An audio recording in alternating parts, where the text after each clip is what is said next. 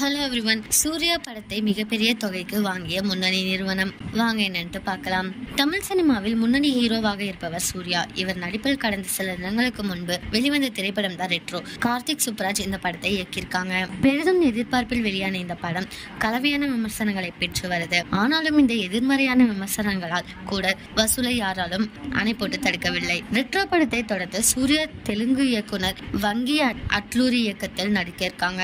இந்த படத்தின் படப்பிடிப்பு விரைவில் துவங்க உள்ள நிலையில் OTT உரிமை குறித்த தகவல் வெளியாகிருக்கு. சூர்யா வெங்கி அட்லி இணையும் இந்த படத்தை நெட்ஃபிளிக்ஸ் நிறுவனம் ரூபாய் 85 கோடி கொடுத்து வாங்கியிருக்காமா. இது மிகப்பெரிய தொகையாக இருக்குமா அப்படின்னு சொல்லிட்டு இருக்காங்க. இந்த நியூஸை பத்தி நீங்க என்ன நினைக்கிறீங்க அப்படிங்கறத கமெண்ட்ல சொல்லுங்க.